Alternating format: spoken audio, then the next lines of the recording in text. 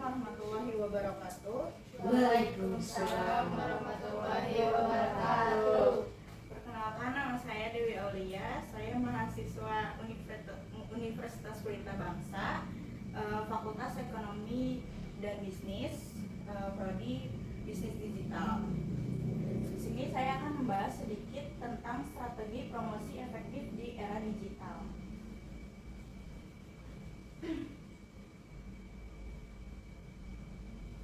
Nah, di perkembangan teknologi ini, yang sekarang ini tuh cara promosi ikut berubah. Karena sekarang kan makin modern ya, makin semuanya serba digital.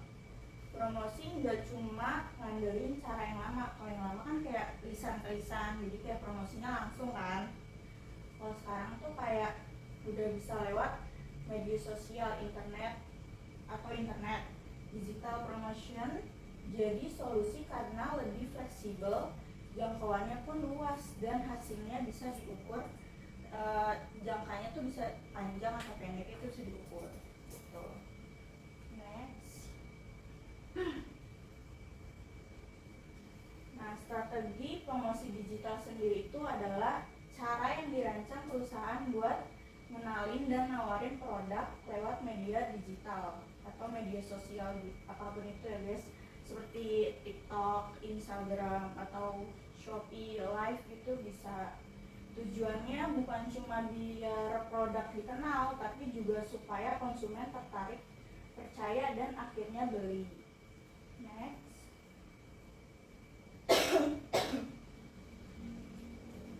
Di sini ada konsep promosi di era digital. Yang pertama, harus interaktif. Konsumen dapat berkomunikasi langsung dengan brand tersebut. Lalu yang kedua, terukur. Hasil kampanye dapat dianalisis melalui data. Yang ketiga, ada real time. Pesan dapat disesuaikan secara langsung berdasarkan respon pengguna. Yang keempat, ada personalization, yaitu pesan promosi dapat disesuaikan dengan preferensi individu. Yang terakhir ada viral potensial, yaitu konten dapat tersebar cepat melalui internet. Ini kayak potensi viral itu sekarang cepat banget. Next.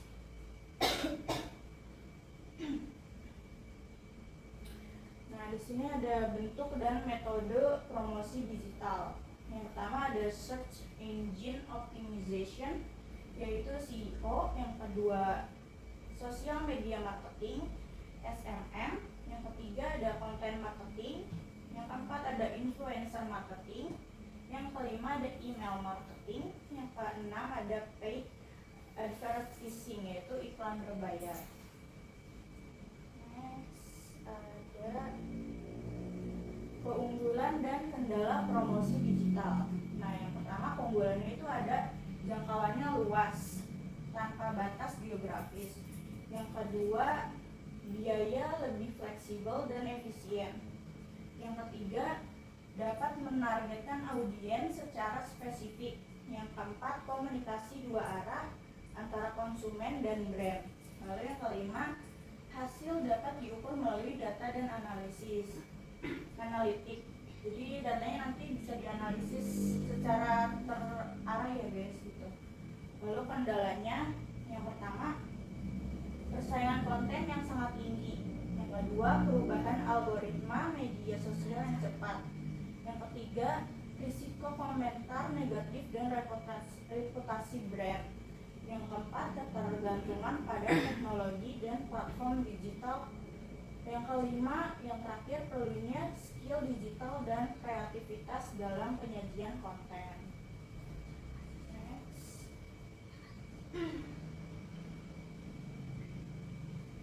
Adapun faktor-faktor keberhasilan promosi digital. Yang pertama, target audiensnya jelas, pemilihan platform yang tepat, konsistensi konten, analisis data dan evaluasi, lalu kreativitas dalam penyampaian pesan, pemanfaatan tren digital, respon cepat, dan pelayanan interaktif. Terus selanjutnya ada penerapan promosi digital. Nah, promosi digital ini bukan cuma soal jualan, tapi juga membangun hubungan jangka panjang dengan konsumen. Bisnis harus fokus ke pengalaman konsumen dan terus menyesuaikan strategi berdasarkan respon audiens. Next.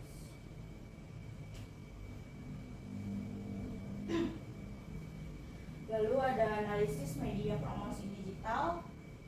Berikut merupakan analisis beberapa media promosi digital yang banyak digunakan oleh bisnis.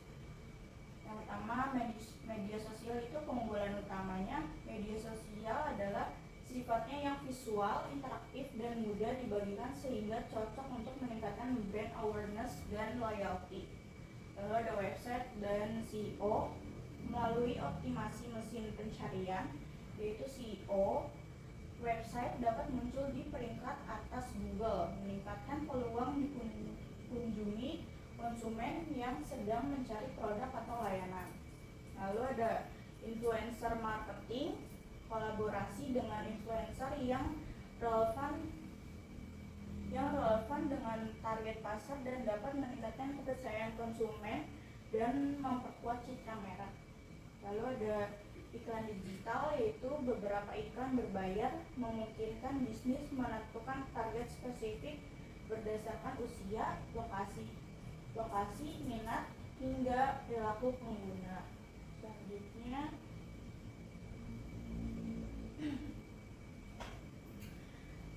ada strategi konten untuk promosi efektif. Yang pertama, storytelling. Storytelling itu menyampaikan pesan melalui cerita emosional untuk membangun kedekatan dengan konsumen.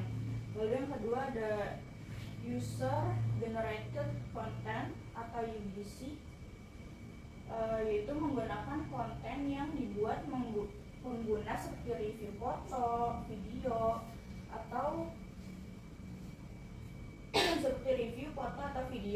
untuk meningkatkan kepercayaan. Lalu yang ketiga ada visual branding yang konsisten. Warna, tone, dan gaya konten harus konsistensi agar merek mudah dikenali. Lalu ada konten edukasi, yaitu tutorial, tips, mini course, dan explainer. Video sangat efektif menarik minat audiens.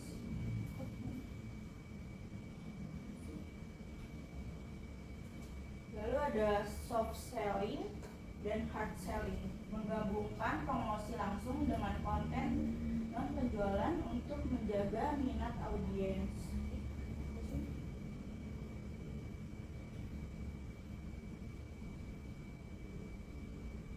Nah, next yaitu dampak promosi digital terhadap perilaku konsumen. Yang pertama itu ada membandingkan produk dengan mudah, membaca review sebelum membeli, mengikuti tren yang viral, melakukan pembelian secara cepat melalui platform digital.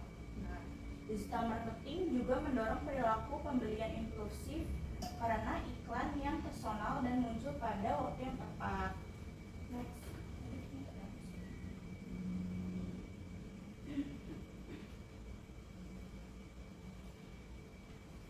Evaluasi efektivitas strategi promosi digital. Evaluasi dalam promosi digital dilakukan melalui analisis data menggunakan tools seperti Google Analytics, Meta Ads Manager, TikTok Ads Manager, atau platform insight media sosial lainnya. Indikator evaluasi yang umum digunakan yaitu reach dan impression, yaitu mengukur jangkauan luasnya audiens. Lalu yang kedua adalah click through rate atau CTR, mengukur ketertarikan pada konten atau iklan. Yang ketiga ada engagement rate atau menilai aktivitas interaksi seperti likes, komentar, shares, and save. Lalu ada yang keempat yaitu conversion rate, mengukur keberhasilan kampanye dalam menghasilkan pembelian. Lalu yang terakhir ada return on investment atau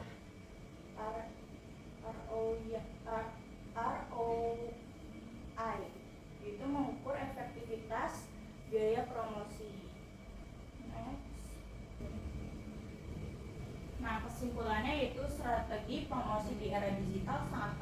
karena mampu membantu bisnis menjangkau konsumen dengan luas, cepat, dan tepat sasaran. Melalui pemanfaatan media digital seperti media sosial, konten kreatif, dan iklan online, promosi dan dapat dilakukan secara lebih efektif dan terukur. Meskipun memiliki tantangan, strategi promosi digital yang dirancang dengan baik dan konsisten dapat meningkatkan brand awareness, membangun kepercayaan konsumen, serta mendorong kepuasan pembelian. Nah, terima kasih sekian presentasi dari saya. Sekiranya ada yang mau ditanyakan, boleh. Saya izin bertanya, sebelumnya saya mau perkenalkan diri dulu. Iya. Nama saya Zahra. Saya ingin menanyakan, apakah semakin sering memasang iklan digital, otomatis akan meningkatkan penjualan? Oke, baik. Ada lagi? Saya. Ya. Sebelumnya saya perkenalan dulu, nama saya Naika Musyari. Dengan adanya risiko komentar negatif di media sosial, apakah promosi digital justru bisa merugikan brand? Oke, ada lagi nggak? Izinkan saya perkenalkan diri dulu. Perkenalkan, nama saya Sarasa Natasha. Saya ingin bertanya, kalau promosi digital itu murah dan efektif, kenapa masih banyak bisnis yang gagal walaupun sudah aktif di media sosial? Oke, ada lagi nggak? Udah.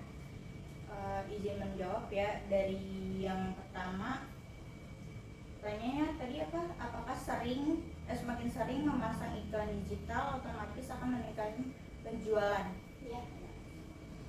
Nah, itu jawabannya enggak juga ya, karena kalau iklannya sering tapi nggak relevan, malah bikin orang risih. Yang lebih penting itu iklannya nyampe ke orang yang tepat, pesannya jelas dan muncul di waktu yang pas. Jadi bukan soal seringnya tapi soal tepat sasarannya. Oke.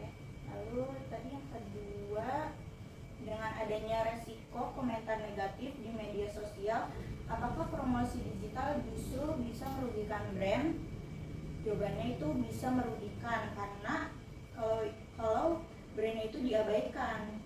Tapi kalau ditangani dengan baik justru bisa menjadi nilai plus. Cara brand merespon komentar negatif itu menunjukkan sikap profesionalnya, dan itu juga bisa bikin konsumen jadi makin percaya dengan brand kita. Dan yang terakhir, kalau promosi digital itu murah dan efektif, kenapa masih banyak bisnis yang gagal walaupun sudah aktif di media sosial? Nah, itu karena banyaknya yang cuma fokus rajin posting gitu. Jadi dia nggak mikirin strateginya, target pasarnya. Terus dia cuma kontennya asal gitu, nggak ngikutin tren yang kayak sekarang. Misalnya trennya kayak J2G tuh yang viral, complexionnya katanya bikin blur gitu. Nah, itu kan ngikutin tren gitu kan. Dan dia juga jarang evaluasi, padahal promosi digital itu harus ada dua arah dan tujuannya juga harus jelas, bukan sekadar hadir di media sosial. Oke guys, karena udah nggak ada yang ditanyakan lagi kan, segitu dulu presentasi dari saya. Terima kasih. Wassalamualaikum warahmatullahi wabarakatuh. Waalaikumsalam warahmatullahi wabarakatuh. Okay guys, thank you.